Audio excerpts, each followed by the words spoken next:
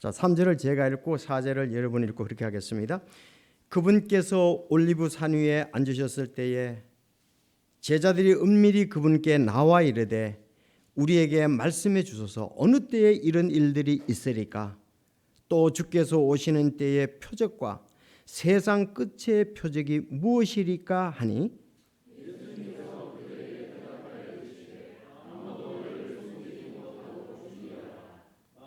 많은 사람이 내 이름으로 와서 내가 그리스도라 하며 많은 사람을 속이리라.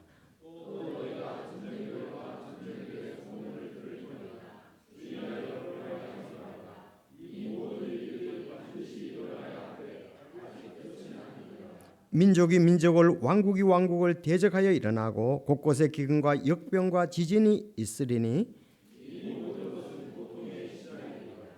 그때 그들이 너희를 넘겨주어 고통받게 하고 너희를 죽이리니 너희가 내 이름으로 인해 모든 민족들에게 미움을 받으리라.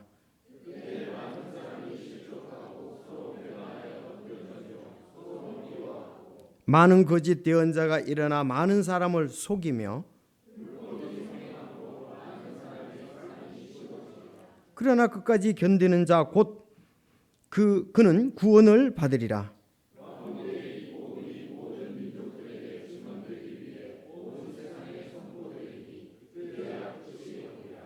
아멘. 기도드리겠습니다. 하나님 아버지 감사합니다. 참 하나님의 말씀을 간절히 고대하며 정말 우리 주 또 예수 그리스도의 오시기를 고대하는 귀한 성도들 인해서 감사를 드립니다. 이제 오늘 참 주님의 말씀 마태복음 24장이 증거될 때인데 또 성령님께서 우리와 함께 하시고 이 진리 안에서 참 소망을 가지고 우리 주 예수 그리스도를 기다리는 귀한 성도들 될 수 있도록 말씀의 귀한 복을 허락하여 주시옵소서. 정말 또 이 말씀의 시기들을 잘 분별해서 참 올바르게 나누어 아버지께 영광 돌리는 귀한 삶 살아가는 우리 모두가 되게 하여 주옵소서. 연일 참 여러 가지로 복을 주심으로 인해서 감사합니다. 참 모든 일에 감사로 가시는데 혹시 어려움을 당하는 성도일지라도 그 어려움들을 통해서 귀한 교훈을 얻게 하시고 또 아버지의 뜻을 발견하는 이 시대를 살아가는 저희들이 되게 하여 주옵소서. 진리의 말씀 안에 오늘도 굳게 서게 하시고 또 좌우로 치우치 않는 믿음 갖게 하옵소서. 구문에 있는 형제들 주님 또 해외에 있는 우리 형제자매들 아버지 하나님 선교사님들 또 인도해 주시고 그곳에서도 큰 영광을 돌리게 하여 주옵소서. 또 우리 국내에 함께 교제하며 친교하는 교회들에도 인도하시고 우리 서로 협력하여 선을 이룰 수 있도록 주여 도와주시며 주님의 몸된 교회가 날이 갈수록 강건해지고 굳세져서 이 시대에 주님의 뜻을 잘 전하는 귀한 교회로 계속 삼아 주시옵소서. 오늘 말씀의 복을 허락해 주시기를 간절히 바라올 때 예수님의 이름으로 기도하옵나이다. 아멘.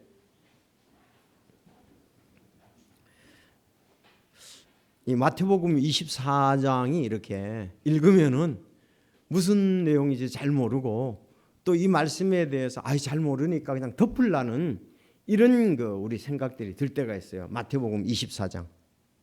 그렇죠? 마태복음 24장. 자, 여러분 이제 마태복음 24장 이제는 정면 돌파를 하셔야 됩니다. 이 말씀을 아셔야 됩니다. 이제 우리는 알 수가 있습니다. 오늘 아침에 여러분이 알 수 있도록 그렇게 여러분에게 전하겠습니다. 자, 마태복음 24장 펴셨죠? 자, 1절에 왜 질문했는가가 여러분들에게 말씀을 드렸습니다. 성전이 결국은 돌 위에 돌 하나 없이 다 무너진다는 이 얘기 때문에 시작이 되었습니다. 자, 이런 얘기를 하니까 제자들이 물었죠. 언제 그런 일이 있습니까? 이 성전이 헤롯 성전이 상당히 오래 지었고 잘 지어졌는데 아니 성전이 저게 왜 무너집니까? 어느 때에 그런 일이 있습니까? 물론 예수님께서 자기 몸을 가르쳐서 말씀하신 것이 있습니다. 자, 그런가 하면 실제적으로 이제 역사적으로도 이 헤롯 성전이 우리 AD 70년에 로마 장군인 티투스에 의해서 정말 무너졌었죠. 자, 그러면서 이제 베드로, 야고보, 요한 이 수제자들이 은밀히 와서 예수님께 물었습니다. 예수님, 이제 이런 일이 언제 일어나고 주께서 오시는 표적이 어떤 것이고 세상 끝의 표적이 무엇입니까? 세 가지를 물었습니다. 언제 이 성전이 이렇게 무너지는 일이 있고, 그 다음에 그러면 메시아 그리스도께서 오실 때 표적, 그리고 세상 끝의 표적이 무엇이니까. 그래서 예수님께서 지금 세상 끝의 표적에 대해서 말씀하시는 거예요. 따라합시다. 세상 끝의 표적. 자, 그러면 오늘 세상 끝의 표적, 주께서 오시는 때의 표적은 누가복음에 있다 그렇습니다. 누가복음에. 오늘은 세상 끝의 표적. 세상 끝, 세상 끝. 우리가 세상 끝 많이 하잖아요. 자, 그러면 세상 끝. 그럼 세상 끝을 여기서는 뭘로 볼까요? 본문에서는. 자, 6절에서도 보면 아직 끝이 아니라 그랬습니다. 6절에 아직 끝이 아니나. 잘 들으십시오. 그리고 13절에도 그러나 끝까지 견디는 자는 곧 그는 구원을 받으리라 그랬고, 14절에도 온 세상에 선포되니 그제야 끝이 오리라. 끝도 단 4번이 나온단 말이에요. 끝. 도대체 이건 무슨 끝이냐? 앞뒤 내용을 잘 보면 7년 대환란을 말하는 것을 볼 수 있습니다. 7년 대환란이 끝난다 이 뜻이. 세상 끝. 그러니까 7년 대환란이 끝나는 걸 가지고 본문에서는 세상 끝이라고 본 거예요. 자, 잊지 마십시오. 세상 끝. 잘 분별해야 돼요. 그리스도의 날, 주의 날이라는 말씀이 나오고요. 성경에는 그리스도의 날, 주의 날은 말씀이 또 이렇게 나와요. 그리스도의 날, 주의 날, 주의 날. 자, 사실 주의 날, 그리스도의 날은 굉장히 이렇게 깁니다. 주의 날은. 주의 날은 예수님의 공중 재림부터 새 하늘과 새 땅이 이루어지는 데까지가 주의 날이라고 그래요. 그리스도의 날이라고 말합니다. 굉장히 길죠. 그러니까 주의 날, 예수님이 오신단 말이에요. 공중에 재림하신다. 이때부터 베드로 후서에 보면은 완전히 불타 없어지고 세상에 새 하늘과 새 땅이 올 때까지를 얘기하거든요. 그렇게 해서 주의 날은 길어요, 아주. 그런데 이제 세상 끝을 우리 그리스도인이 볼 때는 세상 끝은 언제일까요? 예수님의 공중재림이에요. 우리 예수님이 공중재림하면 우린 세상 끝났잖아요. 그렇죠? 주의 나팔 소리 진동할 때 세상 끝나면 그랬잖아요. 우리 공중에 올라가면 우린 세상에서는 끝이에요. 그렇죠? 근데 불신자들은요. 사실 불신자들은 따지고 보면은 7년 대환란이 끝나는 거. 7년 대환란이 끝. 그다음 천년왕국 들어가잖아요. 죽었던 사람이 심판하기 위해서 나오거든요. 그래서 세상 끝이란 말이 우리 그리스도인들에게는 찬송할 때도 그랬잖아요. 좀 이렇게 잘 새겨보면 주의 나팔 소리 나며 세상 끝날 때 우리가 공중으로 들림한다 이 말이에요. 자, 따라서 그리스도인들에게 세상 끝은 예수님의 공중 재림이다. 불신자들에게 세상 끝은 예수님의 지상 재림이다. 맞죠? 7년 대환란이 끝나고 예수님께서 지상으로 재림해서 아마겟돈 전쟁이 있잖아요. 자, 이제 그게 끝나는 거예요. 그리고 천년왕국이 이루어진단 말이죠. 천년왕국이. 충분히 이해가 되시죠? 불신자들의 세상 끝은. 그러나 불신자들의 진짜 마지막은 언제예요? 계시록 20장에 보면 부활하여서 마지막 심판받죠. 네, 그건 죽었던 사람들이 부활해가지고 하는 거잖아요. 그렇죠? 그래서 이 세상 끝이란 말, 그리스도의 날, 주의 날이라는 것 이렇게 좀 잘 이렇게 볼 수 있기를 바랍니다. 이게 헷갈려요, 가끔은. 자, 그래서 오늘 본문에서 세상 끝, 또 아직 끝은 아니라 그랬잖아요. 7년 대환란의 끝은 아직 아니라는 얘기죠. 아직 끝은 아니라. 그리고 고통의 오히려 시작이다 그랬습니다. 7년 대환란은 고통의 시작입니다. 그런가 하면 끝까지 견디는 자는 구원을 받으리라. 그들은 이제 천년왕국에 들어가는 걸 말하는 거거든요. 그리고 온 세상에 선포되어야 그제야 끝이 오리라. 여기 왕국 복음이 전파되고 난 다음에 이제 7년 대 예수 그리스도께서 지상 재림을 해서 7년 대환란이 마지막 끝나는 것을 말씀하고 있습니다. 여러분 이제 그동안 배웠던 것을 이렇게 생각을 하면 되겠습니다. 자, 그런데 오늘 이제 마태가 그러면 1절에서 14절까지가 여러분 다시 본문을 보세요. 1절에서 14절까지가 7년 대환란 전 3년 반입니다. 이제 마태복음 24장을 볼 때 1절에서 13절까지가 전체적으로 볼 때 전 3년 반입니다. 전 3년 반. 7년 대환란의 전 3년 반. 몇 개월이죠? 42달. 그렇죠? 3년 6개월. 1260일. 아마 그렇게 계산하면. 자, 그런가 하면 15절부터 여러분 한번 보세요. 15절부터 자, 30절, 31절까지. 자, 그 30절을 보세요. 여러분 읽어 주시겠습니까? 시작.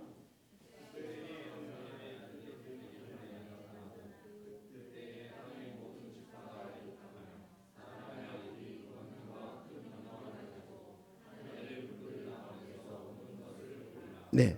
31절요.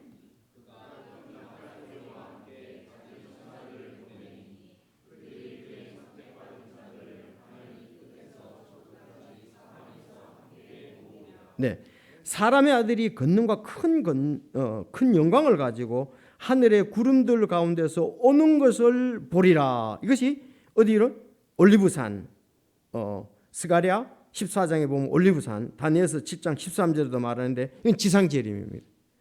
끝이라고 그랬잖아요. 이제 그래서 이제 후 3년 반에 대해서 쭉 얘기하는 것이 15장에서 15절에서 31절까지다 이렇게 보면 되겠습니다.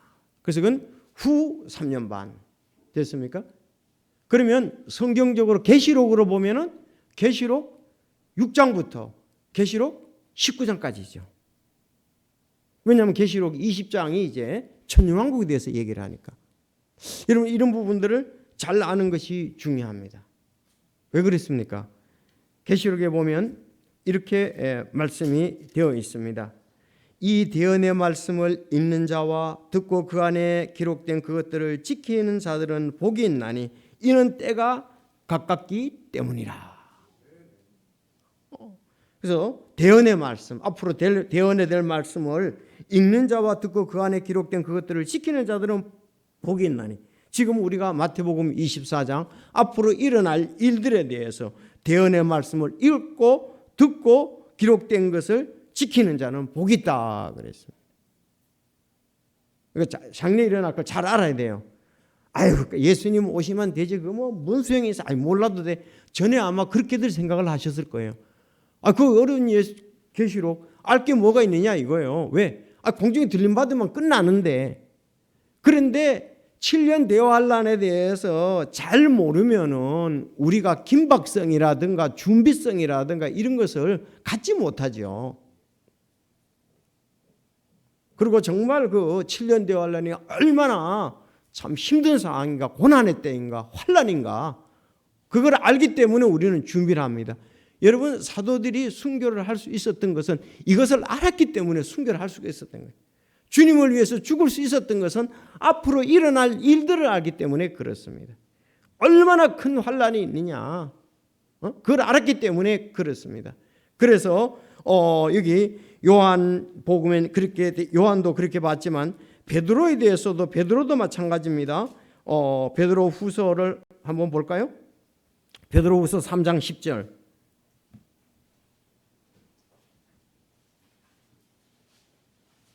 그래서 아까 내가 주의 날이라고 그랬죠. 여기도 관계되는 거예요. 베드로후서 3장 10절 시작.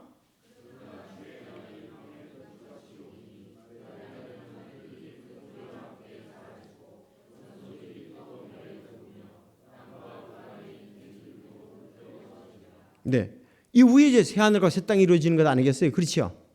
자, 그러니까 여기 주의 날 그러면은 이제 새 하늘과 새 땅까지도 이제 봤다 이 말이에요.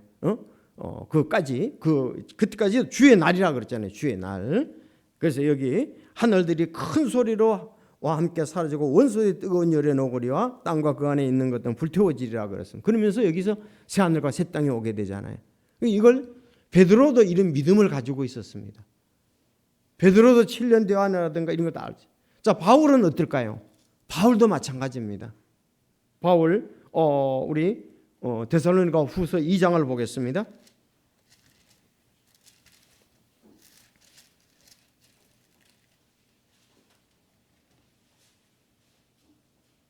자, 2장 2절 또 읽어주시기 바랍니다. 시작.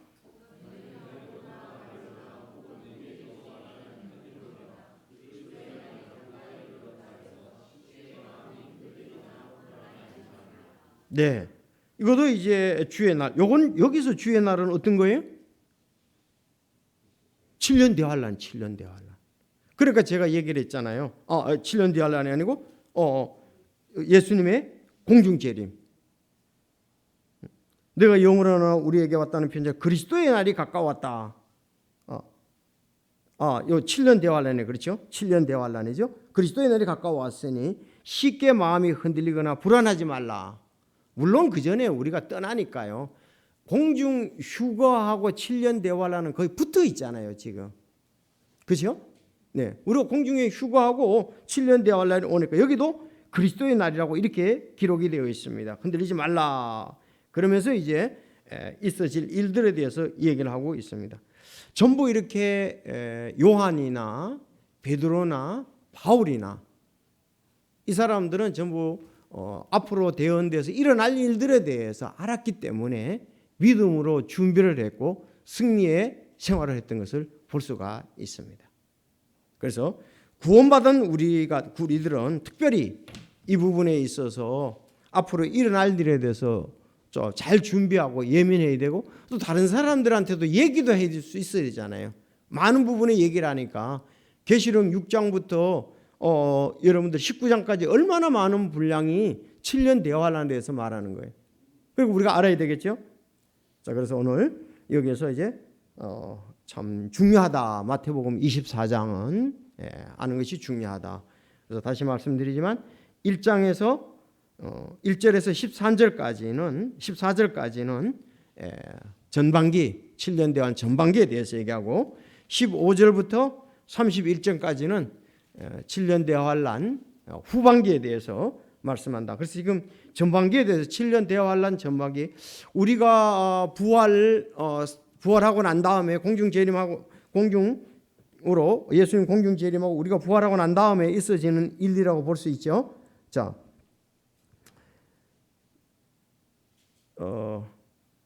그러면 이 마지막에 대해서는 이렇게 보면은 둘 다가 마지막 날에 이제 예수님이 오시죠.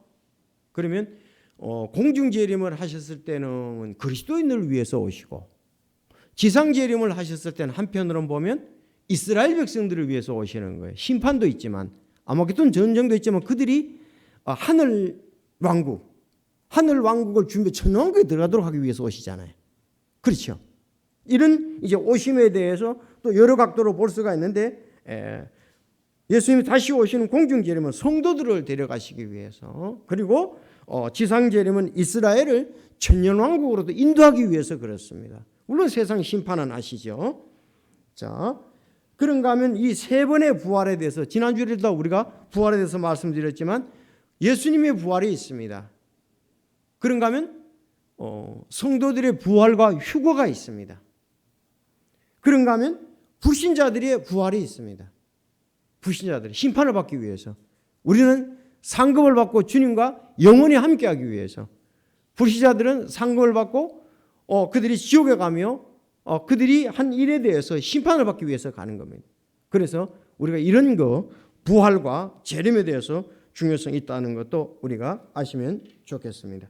자, 그러면 우리 계속적으로 이제 오늘 본문 말씀을 이제 보시겠는데 세 가지 오늘 이제 복습을 하면서 말씀을 드리겠습니다. 첫째가 우리가 이미 봤습니다. 거짓 그리스도와 대언자들이 많은 사람을 속인다 이렇게 문제 나오고 있습니다. 자, 그래서 3절에서 5절까지 여러분들 보았습니다. 예수님께서 그들에게 4절에 예수님께서 그들에게 대답하여 이르시되 아무도 너희를 속이지 못하도록 주의하라. 5절 여러분 시작.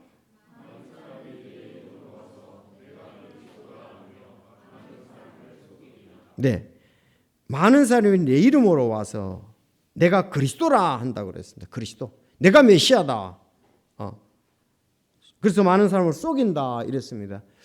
주님이 오실 때가 가까우실수록 지상 재림이든 공중 재림이든 시간상은 뭐 얼마 안 걸리잖아요. 그렇죠? 자, 오실 때에 이제 거짓 그리스도. 그런가 하면 11절에 보세요. 11절도 시작.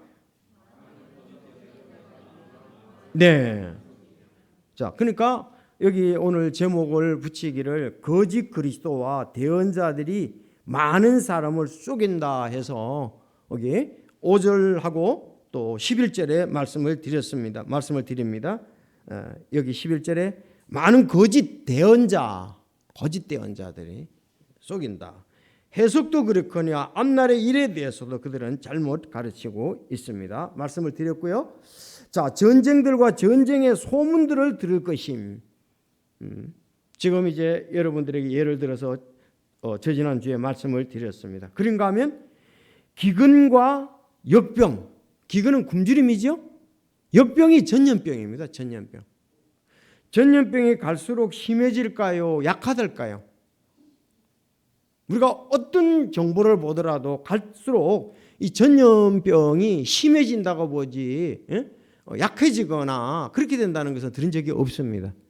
지금 조류 독감이며 뭐 여러 가지 또 구제역이니 우리가 코로나19 계속적으로 코로나 이제 계속 뒤에 붙이면 안 돼요. 이제 한 가지 혹시 이제 뭐 우리가 감기 뭐 독감도 있는데요. 지금 여러분들 혹시 뭐 어차피 역병에 대해서 조금 지금 시절 감기 조심해야 돼요. 원래 아이들이 지금쯤 병원에 소아과에 많이 가는 계절이 지금 4월이에요. 왜냐? 밤낮 기온차가 심하기 때문에 그렇습니다. 지금 여러분들도 그럴 거예요. 조금만 으스스하면은 머리가 띵하고 코도 아프고 지금 그럴 거예요. 왜냐하면 밤낮 기온차가 심하기 때문에 낮에는 20도까지 올라가는데 지금 아침으로는 7도까지 된단 말이에요. 그러니까 밤낮 10도가 넘어버리면 굉장히 차이가 나는 거거든요. 그래서 군 생활할 때 4월 달이 제일 어려워요. 왜냐하면 네이버스라 그러거든. 4월 달 되면은 동네이버스라 그런다. 아니 네이는 벗고 지금 비가 오는 날 특히 아침이면 얼마나 추운지. 그래서 제가 느꼈던 거 하나가 군번줄이 비 오는 날 4월에 그렇게 춥더라고 이게. 그래서 군번줄을 가지고 있다가 주머니 집어넣었어요. 4월 달에. 네이는 벗었죠. 군줄을 밖에 내놓을 수는 없잖아요. 그래가지고 이쪽 주머니 집어넣었어요. 얼마나 찬지. 그래서 4월 달이 오히려 네일을 벗으니까 다른 데 네일을 입으니까 괜찮아요. 한겨울에는 뭐 우리가 방한복을 또 군인들은 주니까. 그래서 4월 달에 이제 벗으라 그런단 말이에요. 5월 달에는 괜찮아요. 이제 보통 10도 이상이 아침 기온이 가는데 그전에는 정말 추워요. 4월 달이 추워요. 여러분 감기 걸리지 않도록 조심하세요. 아침에 춥지요. 배자님 따뜻하니까 좋죠. 예, 어제 여 주무셨거든요. 그래서 감기 이렇게 요즘 환절기이면서 날씨 밤낮 기온이 찹니다. 아이들 지금 감기 잘 조심하시기 바라고요. 그러면 또 마스크 쓰고 다니셔야 되잖아요. 옆에 사람한테 오해를 받잖아요. 자, 이제 역병에 대해서 여러분에게 말씀을 드렸고 이제 오늘 하려고 하는 것이 지진입니다. 지진이 전에보다 더 자주 발생합니다. 틀림없어요. 우리나라의 경우도요. 지금 2016년 지진이 가장 큰 지진이었어요. 2016년 여기 이제 지진이 있다 이렇게 여기 말했잖아요. 말세가 되면 지진이 강해진다. 지진이 잘 드러난다. 이렇게 했는데 지진입니다. 그래서 한국의 지진 관측 역사상 가장 강력한 지진의 목록했습니다. 한국 지진 관측 역사상 가장 강력한 지진이 언제였냐? 2016년 5월 8일 경주에서 난 지진입니다. 그것이 우리나라의 지진 중에 가장 큰 지진이었어요. 거의 비슷했는데 그 다음이 이제 2017년 11월 15일 날 어느 지진요? 여러분 잘 아는 대로 포항 지진입니다. 그래서 17년도 포항 지진에 나가지고 그쪽에서 수능 시험도 못 봤잖아요. 그리고 그때에 3,323억 원의 손실이 있었어요. 엄청나죠. 지진 한 번 나면요. 3,323억. 우리가 지금 지금 코로나도 셀수지만 지진은요 일어나면 그것도 엄청난 피해를 입히는데, 그래서 그 포항 지진은 비슷했지만은 좀 약했지만은 그래도 경주 지진에 비해서 5배나 손해가 컸어요. 왜? 지역 때문에 그렇습니다. 포항은 거의 시내에 강한 영향을 미쳤고, 경주 지진은 약간 외곽 쪽에 영향을 미쳐서 그렇습니다. 그래서 이 포항 지진 엄청 났던 것을 이렇게 볼 수가 있고요. 여러분들이 한번 세계 주요 지진이라는 것을 이렇게 한번 쳐보시면은 진짜 더 갈수록 지진이 더 자주 발생하고 크게 발생한다는 걸 알 수가 있을 것입니다. 그 하나님 말씀대로 맞아 들어가잖아요. 예언때 언자 말씀에 이르기를 이런 앞으로 일어날 일들이 예언했는데 그것이 하나하나 이루어져 간다, 이렇게 볼 수가 있어요. 아니 우리나라 경우도 지금 16년이 17년이 가장 이렇게 큰 지진이 두 개 일어나 가지고 고통을 주고 있는데, 여러분 작년 그 12월 달에 2019년 12월 달에 이낙연 그때 국무총리였죠. 포항에 갔을 때 아직도 17년에 지진이 났는데 19년 말에도 복구가 안 돼 가지고 체육관에서 그분들이 그 텐트를 치고 있었어요. 지금 되는지 모르겠어요. 그래봤자 몇 개월 안 됐잖아요, 진지가. 그래서 4개월 정도 전인데 아직도 그 17년에 포항 났던 것이 실내 체육관에 그 사람들이 텐트를 쳐가지고 걸 볼 수가 있습니다. 복구하기가 그만큼 어렵다는 거죠. 그래서 이와 같이 이제 지진의 위험이 있게 된다. 그래서 보니까 이 총리의 포항 지진 피해 방문은 2017년 이후 세 번째이다 하고 작년 연말에 이렇게 났던 것을 볼 수가 있습니다. 그래서 지진도 갈수록 자주 발생하고 아주 큰 규모의 지진이 일어난다 하는 것을 보면서 오늘 또 주의 날이 가까웠다. 세상 끝이 가까웠다. 우리가 이렇게 말할 수가 있습니다. 자, 이해가 되시죠? 그래서 본문에 이제 다시 우리가 가보면은 이제 지진에 대해서 여러분들에게 말씀을 드렸고, 이건 뭐 제가 안 하더라도 여러분들이 한번 인터넷에 검색을 해보면 세계 주요 지진 한번 해보세요. 해보면 진짜 더 자주 발생하고 더 크게 난다는 것을 알 수가 있죠. 우리나라도 이렇게 불의 고리에 연결되어 있다고 그러잖아요. 경남하고 포항하고 이쪽에. 그런데 뭐 백두산에 대해서도 어떤 사람들 지금 얘기하고 있잖아요. 화산 폭발, 지진, 또 쓰나미 이런 부분들. 자, 그래서 이 국민원들을 충격과 공포에 빠지게 했다. 여진도 계속되었다 그랬습니다. 이 경주 지진이요. 경주 지진하고 포항 지진하고 헷갈리지 마시고, 경주는 났지만 좀 외곽에 났으니까, 근데 포항은 중앙에 났으니까 이렇게 그 재해를 크게 입었다고 이렇게 볼 수가 있습니다. 자, 그럼 다시 이제 이렇게 되는 것은 7절에 민족의 기근과 역병과 지진이 있으리니 그랬습니다. 마침 지금 우리는 이 역병의 현장에 있습니다. 지금 우리는 경험을 하고 있습니다. 지진에 대해서도 지금 우리나라가 포항이 지금 경험을 하고 있습니다. 지진이 있으리니, 자 8절, 이 모든 것은 고통의 시작이다 그랬습니다. 고통의 시작이다. 자, 이제 이런 것이 점점 있으면 예수님 오심과 바로 이어지는 게 7년 되어 하려니까 고통의 시작이다 이렇게 말씀을 하고 있습니다. 자, 그러면 이제 9절을 보면은 그때에 이제 고통의 시작인데 7년 대환란 때가 되면 그때 그들이 너희를 넘겨주어 고통을 받게 하고 너희를 죽이리니 너희가 내 이름으로 인해 모든 민족들에게 미움을 받으리라 그랬습니다. 자, 근데 여기서 이제 그때 그들이 너희를 넘겨주면 그랬어요. 물론 초대교회에도 많은 순교자들이 있었고 했지만 그들에게 다른 민족들에게 미움은 받지 않았습니다. 그런데 7년 대환란기 전반기에 가면은 이제 이스라엘 백성들이 전 3년에 세계 민족들로부터 미움을 받는다 이렇게 됐습니다. 아마 미움을 받을 수 있을 거예요. 이들이 성전을 짓고 다시 그런 걸 회복하려고 그러면 지금 가만히 있겠어요? 전 세계가? 그렇죠. 지금 예루살렘은 이 공동구역이잖아요.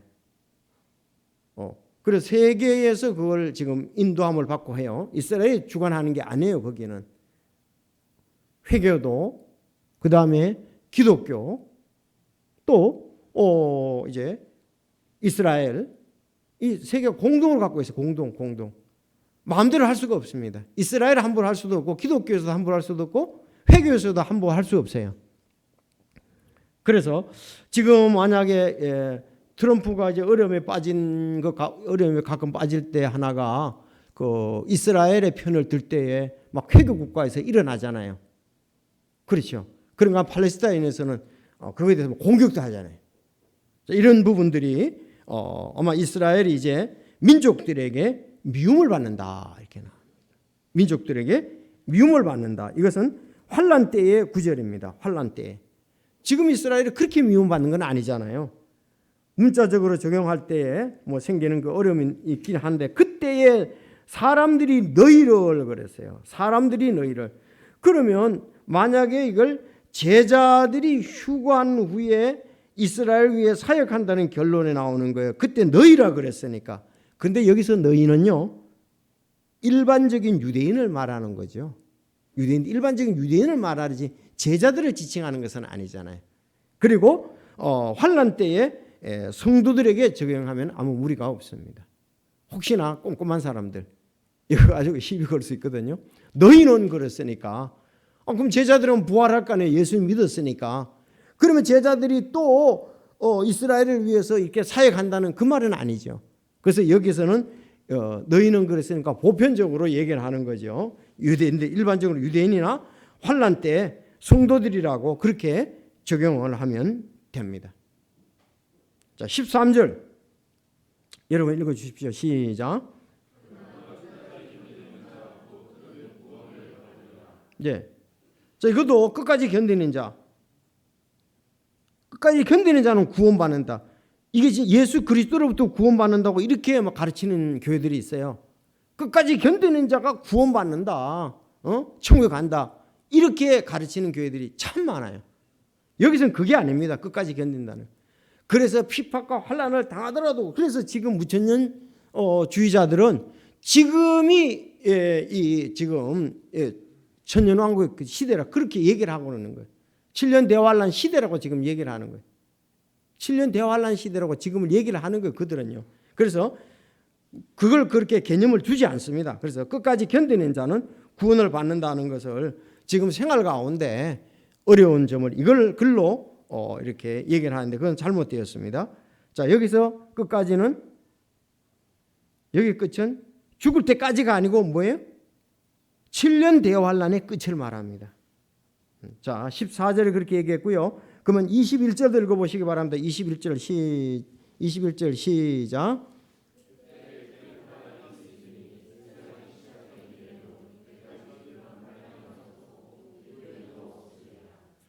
이거 큰 환란이라고 그랬죠, 분명히.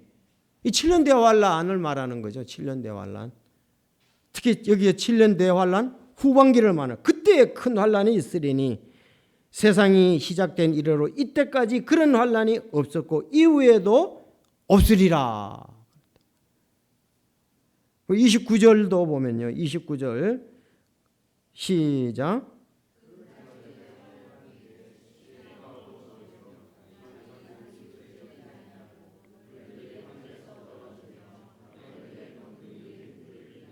네. 여기서 계시록에도 이런 부분에 대해서 얘기를 하잖아요.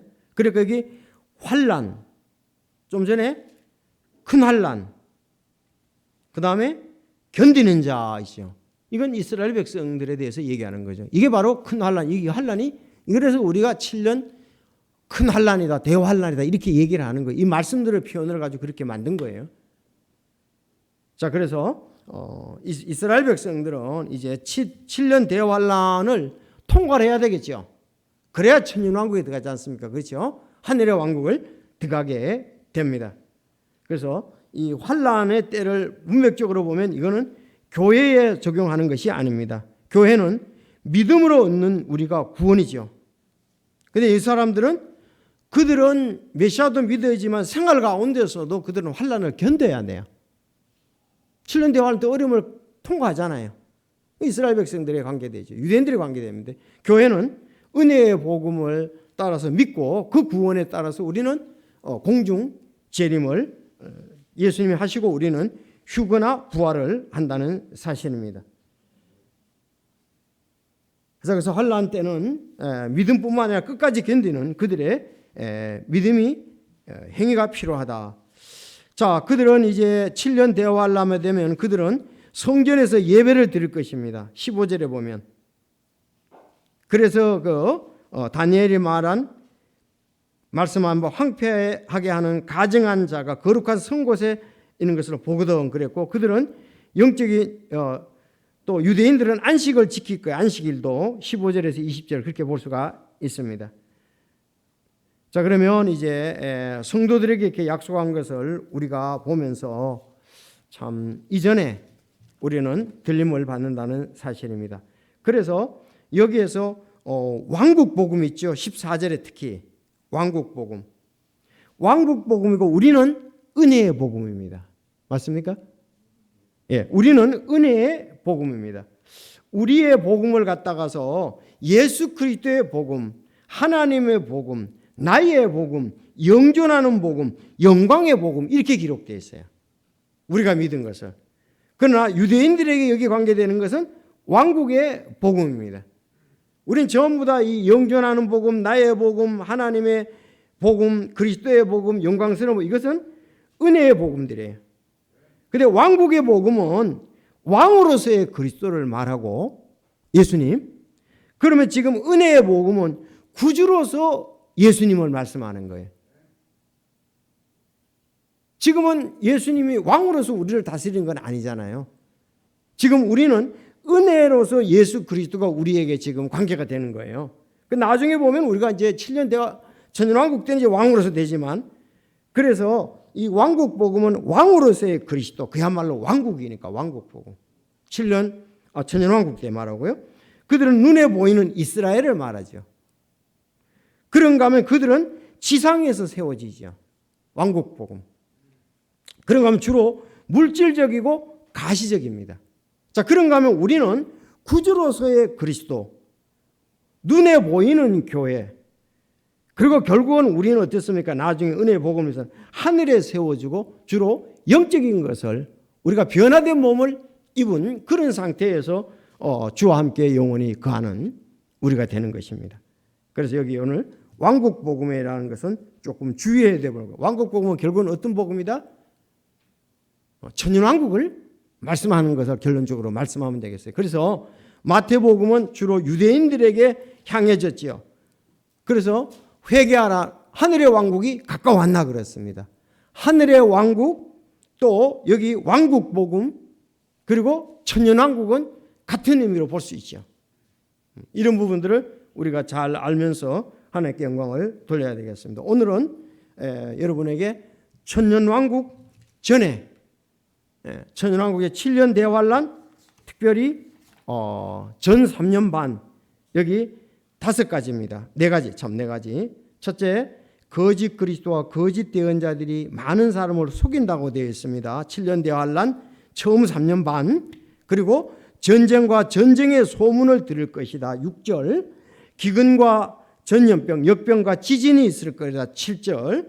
자, 9절에서 14절까지는 이스라엘에 대한 외부의 박해와 내부의 고통을 여기서 말하고 있는 것입니다. 이스라엘 백성들에 대한 외부 모든 민족들에게 미움을 받고 한다는 거죠. 민족들에게 미움을 받는다. 그런가 하면 그 내부에서는 그때 많은 사람이 실족하고 배반하며 넘겨주고 서로 미워하고, 여기 이스라엘 백성들입니다.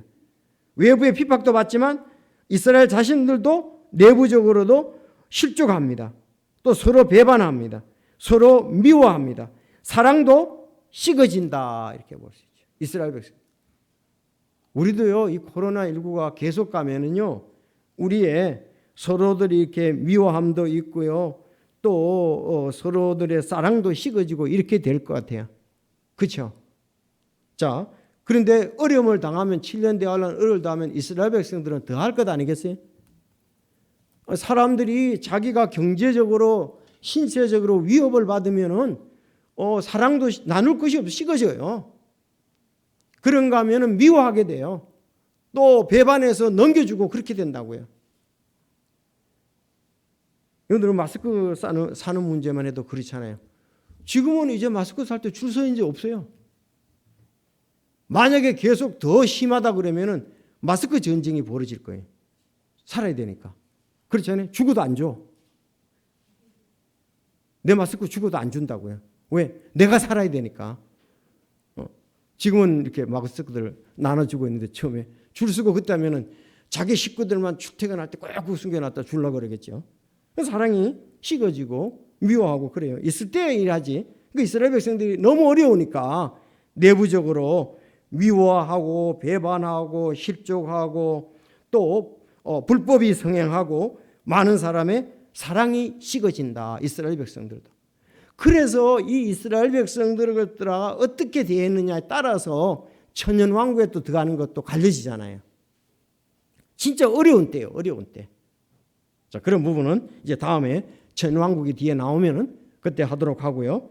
그래서 이스라엘에 대한 외부의 박해가 있고 내부도 이런 거 고통이 있다 하는 것을 보면서 참 우리가 이런 가운데 비록 이 세상에서 잠시의 소망 우리가 어려움들이 있지만 예수 그리스도께서 오셨을 때 우리는 더 큰 7년대 환난 그걸 겪지 않고 올라가는 것에 대해서 감사하고 우리는 믿음으로 디모데 후서에 얘기한 것처럼 주 예수 그리스도의 재림을 고대해서 의의 면류관을 받자는 그런 말씀이 우리 속에 있어야 될 줄로 믿습니다.